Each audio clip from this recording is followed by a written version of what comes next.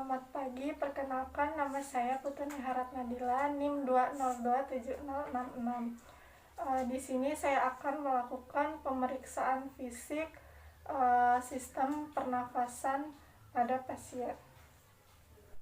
Adapun alat-alat yang dibutuhkan untuk melakukan pemeriksaan fisik pada pernapasan yaitu yang pertama bengkok, handscoon, lalu ada hand sanitizer dan juga stetoskop.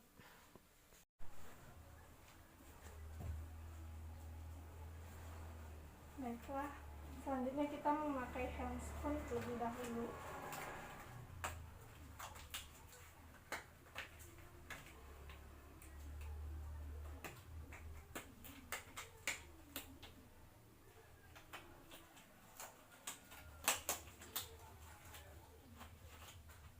Kemarin kamu kok kosong nih ngomong. Aduh. Gak apa, ini pakai ini lama loh katanya.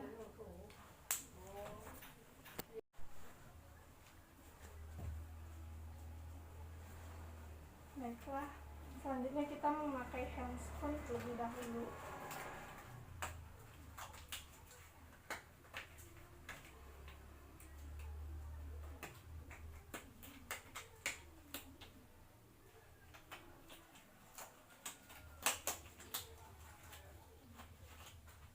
Kemarin kamu kok kosong nih ngomong. Aduh. Gak apa, ini pakai ini lama loh katanya. Sebelum melakukan tindakan, sebaiknya mencuci tangan 6 langkah terlebih dahulu menggunakan hand sanitizer.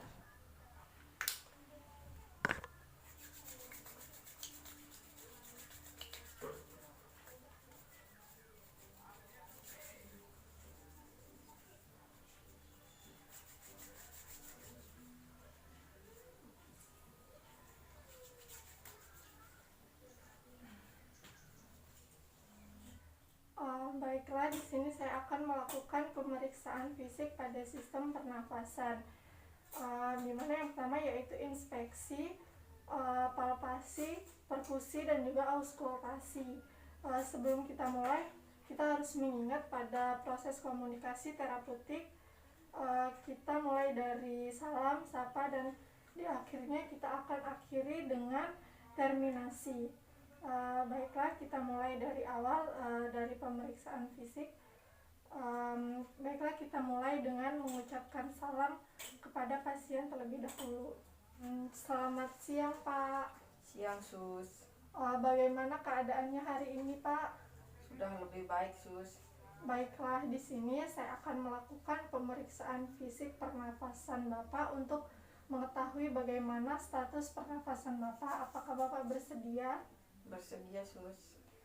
Baiklah, tunggu sebentar ya Pak. Saya akan mencuci tangan dan memakai handscoon terlebih dahulu.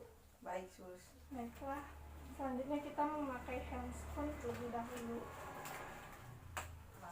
Baiklah, setelah kita menggunakan handscoon, selanjutnya yang pertama kita melakukan proses inspeksi. Inspeksi yaitu melihat atau mengobservasi bagaimana kondisi pernapasan pasien. Yang pertama,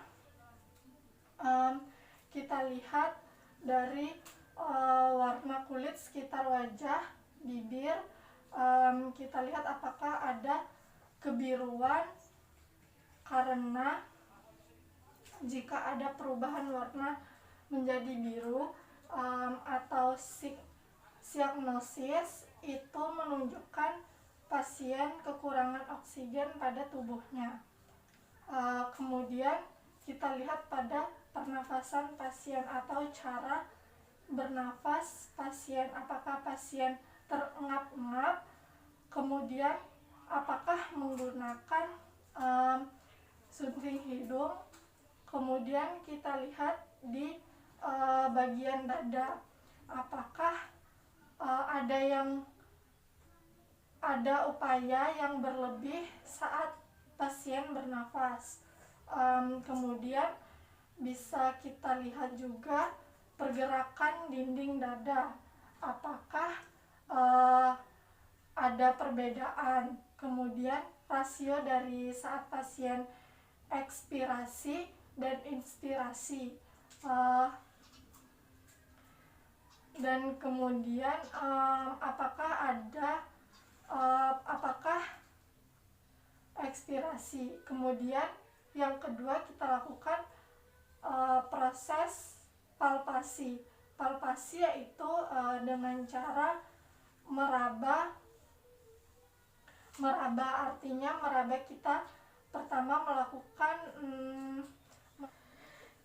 baiklah, lalu kita meletakkan kedua tangan kita di dinding dada pasien, lalu kita minta pasien untuk menarik nafas dan menghembuskannya. Baiklah Pak, coba ditarik nafasnya, lalu dilepaskan, tarik lagi, lalu dilepaskan. Baiklah, kita akan merasakan pada saat pasien ekspirasi dan inspirasi, pengembangan dada dan penurunan dada kanan dan dada kiri itu tidak ada perbedaan. Jadi pengembangan dada kanan dan kiri adalah sama. Kemudian pasien kita suruh duduk. Maaf Pak, silahkan Bapak duduk terlebih dahulu.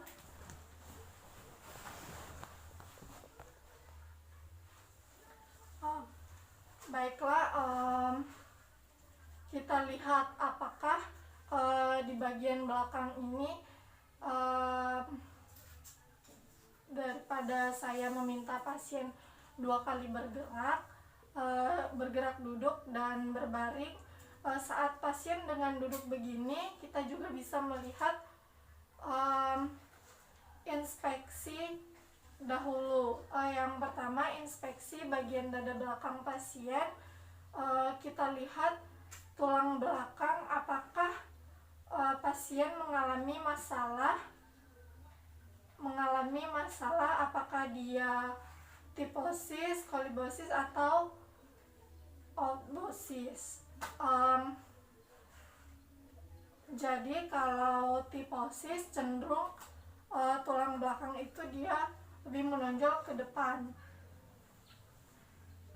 Lalu kalau skoliosis akan berbentuk huruf S pada tulang pasien, karena dengan perubahan secara anatomis dalam tulang belakang itu juga akan mempengaruhi syaraf atau pola nafas pasien. Kemudian kita lanjut palpasi di bagian belakang. Tadi bagian depan kita sudah melakukan yang namanya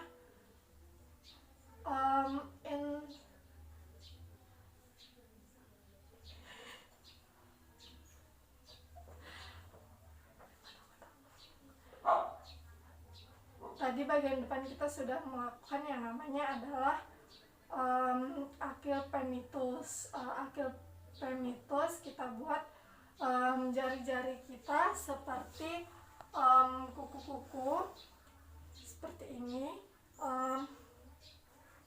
Ibu jari ada di ketara atau tulang belakang, kemudian jari yang lain berada di lapang luas paru. Kemudian pasien kita minta untuk tarik nafas, kemudian ucapkan 77. Coba Pak tarik nafasnya, lalu ucapkan 77. 77. Lagi Pak. 77. Saat menyebutkan angka 77 itu kita akan rasakan vibrasinya atau getarannya. Apakah bagian kanan dan kiri sama? Pada pasien getaran vibrasi sangat saat dia melakukan melakukan akil pemitus sama, berarti tidak ada masalah di pernafasan pasien.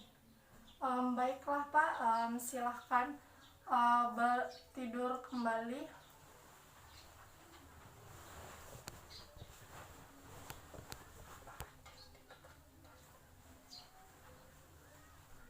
Kemudian ketiga yaitu perkusi.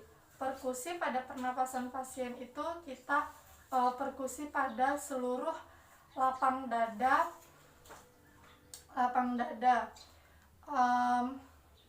Normalnya kalau itu pada bagian paru akan terdengar suara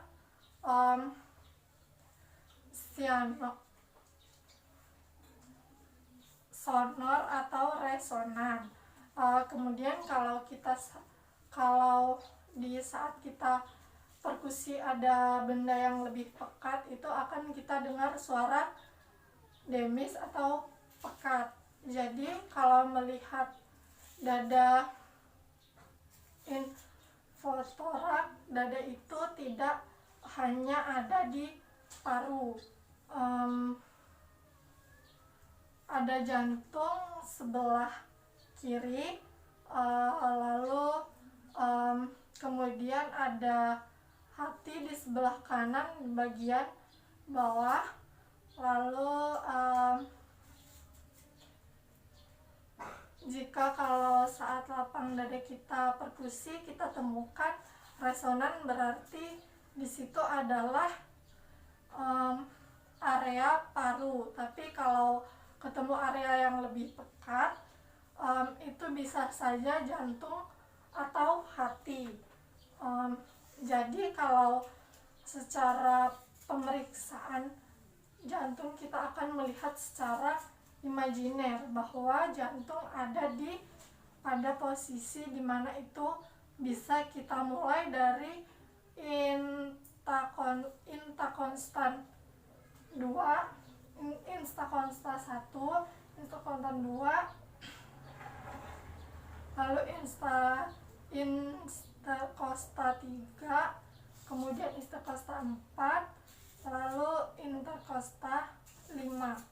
Di situ adalah bagian jantung. Maka nanti saat kita perkusi dia akan lebih pekat. Kita perkusi, kita ketuk pakai palang untuk landasan, jangan pada tulang tetapi pada interkostanya.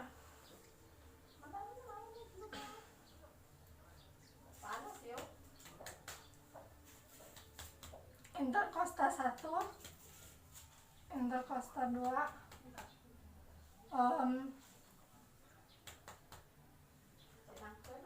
coba kita ketuk.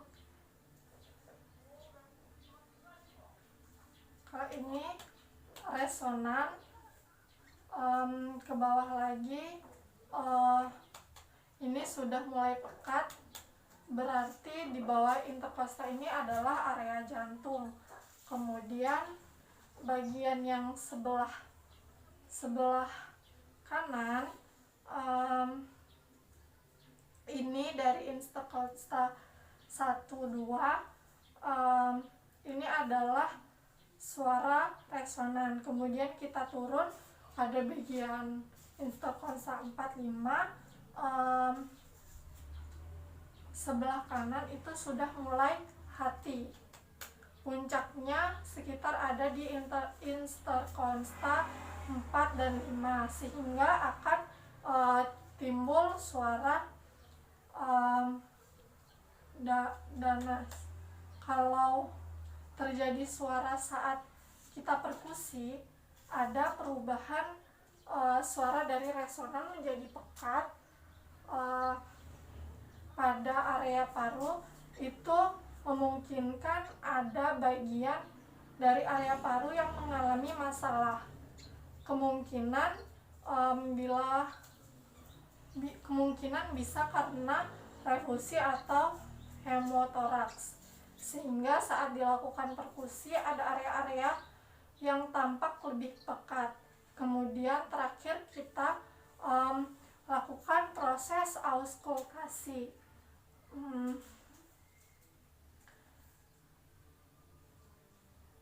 Proses auskultasi, kita memakai stetoskop. Jadi stetoskop kita pakai lalu kita letakkan pada diafragma. Kita gunakan stetoskopnya terlebih dahulu.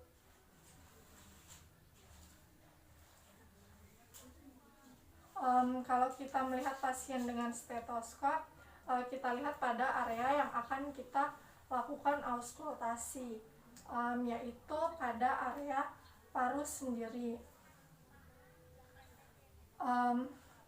Kemudian pada area udus dan pada area trakea, kalau pada posisi yang normal kita akan diikuti oleh proses saat inspirasi dan ekspirasi pada saat di bagian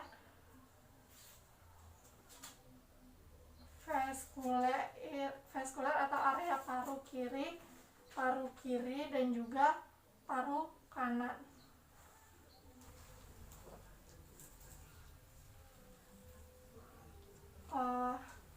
Ini akan terdengar suara inspirasi lebih keras daripada ekspirasi saat dia dilakukan di vestibuler bagian dada.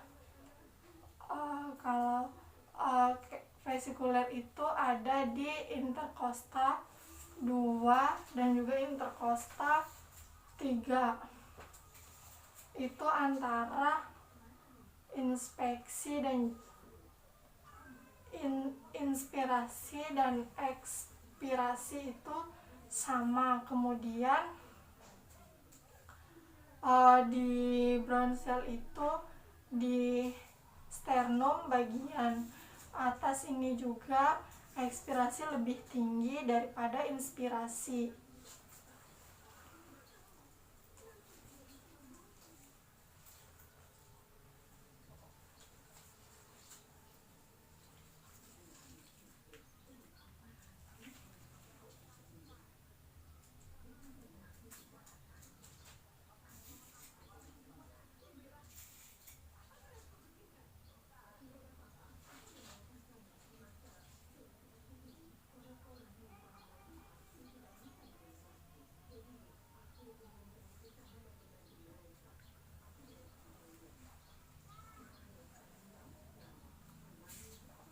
Kemudian bagian trakea sama pada inspirasi dan ekspirasi.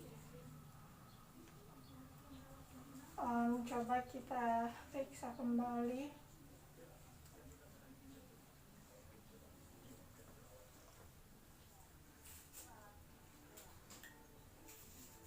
Coba Bapak tarik nafas. Hembuskan.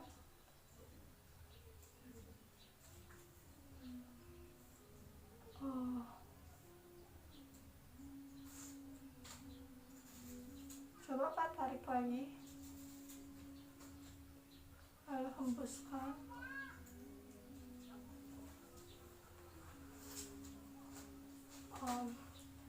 Baik, pada pasien ini tidak ada suara tambahan yang memungkinkan adanya suara tambahan atau suara yang tidak normal. Itu bisa ada rales, bronki dan juga bisik. Lalu rales biasanya suara timbulkan benising karena ada perlengketan sekret yang sangat lengket. Lalu bising terdengar kalau ada proses penyuntikan di jalan nafas. Contohnya pada pasien asma itu bronkusnya menyempit sehingga saat dia inspirasi dan juga ekspirasi akan terdengar suara nyut. Seperti itu artinya salurannya menyempit sehingga dorongan suara akan timbul, bunyi itu bisa didengar loop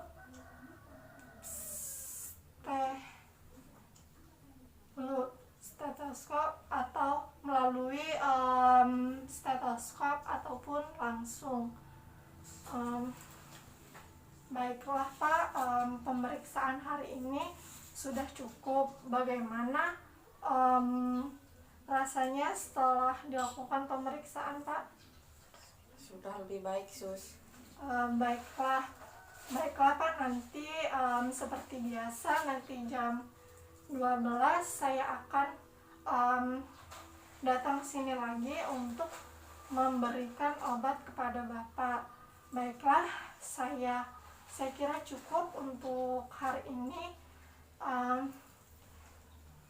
Silahkan Bapak istirahat terlebih dahulu. Saya tinggal dahulu ya Pak. Selamat pagi. Pagi, Sus.